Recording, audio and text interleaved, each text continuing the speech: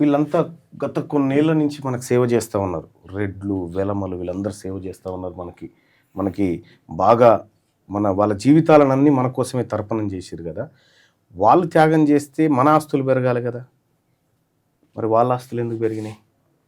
ఇవాళ మురళీదేవి ఆయన ఆస్తి 64,800 కోట్లు. మెగా కృష్ణారెడ్డి ఉన్నాడు, PV Krishna Reddy, mega engineering infrastructure 54,000 కోట్లు. ఈయన 2014లో ఈయన ఆస్తి 6,000 కోట్లే. కేసీఆర్తో సోపతి పట్టిన తర్వాత 54,000 కోట్లకు వచ్చింది. వాళ్ళ మామయ్యది పిచ్చిరెడ్డిది 22,700 కోట్లకు వచ్చింది. ఎవరి ఇవన్నీ?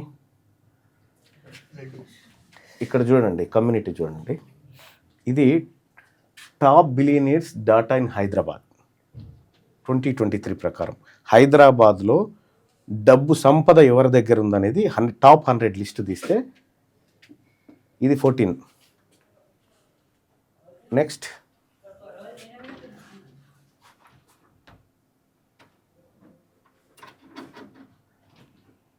ఇది 104 మెంబర్స్ తీసినాం దీంట్లో.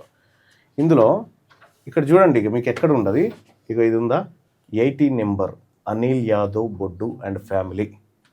ఈయనొక్కడు టాప్ 100 బిలియనీర్స్లో ఒకే ఒక్కడు BC, no SC, no ST. ఎందుకు వీళ్ళ దగ్గరికి హాస్పిటల్స్ వచ్చినాయి? ఎందుకు వీళ్ళ దగ్గరికి? మరి ఇక్కడ ఓన్లీ వీళ్ళే ఎందుకు ఉండాలి టాప్ లెవెల్లో? వీళ్ళే ఎందుకు ఉండాలి టాప్ లెవెల్లో? వీళ్ళే ఎందుకు ఉండాలి? ఎందుకంటే ప్రభుత్వం వాళ్ళ దగ్గర ఉంది కాబట్టి వీళ్ళు బిలియనీర్లు అయినారు. మీ దగ్గర ప్రభుత్వం లేదు, మీ కాడ సమస్య ఉంది. మీ కాడ ఉందేముంది? సమస్య ఉంది. సమస్యను ఉంది కాబట్టి మనం ఏం చెప్తా ఉన్నాం? మాకు ఇది చేయాలి, మాకు ఫీజులు ఇవ్వాలి, మాకు హాస్టల్స్ కట్టించాలి. బెగ్ చేస్తున్నావు కాబట్టి నీ పరిస్థితి ఇట్లుంది.